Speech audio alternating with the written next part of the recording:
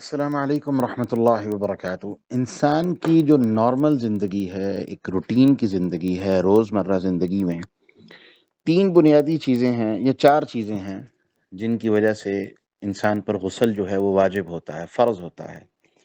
Number ایک، انسان کی شرمگاہ سے منی نکلے، اور منی کے بارے میں قرآن نے یہ فیصلہ واضح فرما دیا ہے کہ خلق من ماء دافق، یہ ایسا پانی ہے جو انسان کی شرمگاہ سے شہوت کے ساتھ اور شدت کے ساتھ ٹپک کے نکلتا ہے۔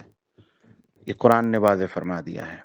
انسان کی شرمگاہ سے منی نکلے، چاہے وہ خواب میں کوئی چیز دیکھے تو نکلے، یا اگر وہ اپنی بیوی سے مباشرت کرے تب نکلے، دونوں حالتوں میں یعنی منی جب بھی انسان کی شرمگاہ سے نکلے گی اس کے اوپر غسل جو ہے وہ فرض ہو جائے گا۔ نمبر ایک، اس کے بارے میں قرآن نے واضح فیصلہ کر دیا ہے کہ اذا قمتم الى الصلاة فاغسلوا وجوهكم وايديكم الى المرافق وامسحوا برؤوسكم وارجلكم الى الكعبين وان كنتم جنبا فطهروا۔ تو قرآن نے واضح فیصلہ کر دیا ہے کہ جنابت کی حالت میں تمہارے لیے طہارت حاصل کرنا ضروری ہے، یعنی تمہارے اوپر غسل ضروری ہے۔ نمبر ایک۔ نمبر دو، میاں بیوی مباشرت کر رہے ہیں، اگرچہ منی نہیں نکلی لیکن دونوں آپس میں اکٹھے ہو گئے، اس اکٹھے ہونے پر بھی جو غسل ہے وہ دونوں پر لازم ہو جاتا ہے۔ اکٹھے ہونے سے چاہے منی نکلی ہے یا نہیں نکلی، شرمگاہ سے کوئی چیز نکلی ہے یا نہیں نکلی، ان کے اکٹھے ہو جانا ہی دونوں کے لیے غسل کرنے کے لیے ضروری ہے۔ نمبر تین، عورتوں کے لیے بالخصوص یہ مسئلہ حیض اور نفاس، یعنی عورتوں کی ماہواری کا خون، اور اسی طرح سے بعض عورتوں کو کوئی بیماری ہوتی ہے، ان کے ایام کے علاوہ خون آتا ہے، ان دونوں شکلوں میں جب بھی یہ خون آئے گا ان کو غسل کر کے ہی پاک ہونا ہوگا، اس کے بغیر وہ پاک نہیں ہو سکتی۔ اور چوتھی چیز جو مرد اور عورت دونوں کے لیے لازم ہے، غسل یوم الجمعہ، اللہ کے رسول کی حدیث ہے کہ جمعہ کا غسل واجب علی کل محترم، کہ ہر بالغ اور عاقل پر جمعہ کا غسل جو ہے وہ واجب ہے، یعنی یہ ضروری ہے۔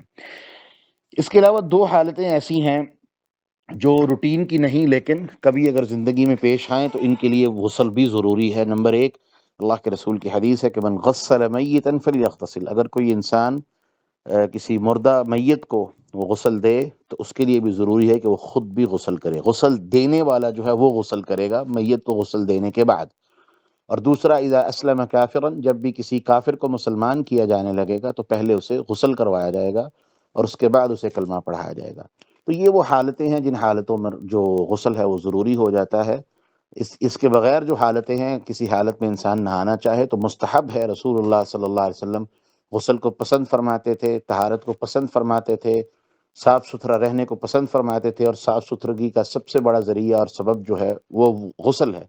اللہ کے رسول صلی اللہ علیہ وسلم اکثر غسل فرمایا کرتے تھے کیونکہ آپ طہارت پسند تھے، اور آپ نے فرمایا کہ اللہ پاک ہے اور پاکیزگی اور طہارت کو پسند کرتا ہے۔ اور دوسری حدیث تو ہم نے سن ہی رکھی ہے کہ الطہور شطر الایمان، طہارت جو ہے یہ آدھا ایمان ہے، نصف ایمان ہے۔ تو یہ ضروری حالتیں تھیں جن میں غسل لازم ہوتا ہے، اور باقی حالتوں میں غسل جو ہے یہ مستحب ہے، ضروری نہیں ہوتا۔ واللہ اعلم بالصواب۔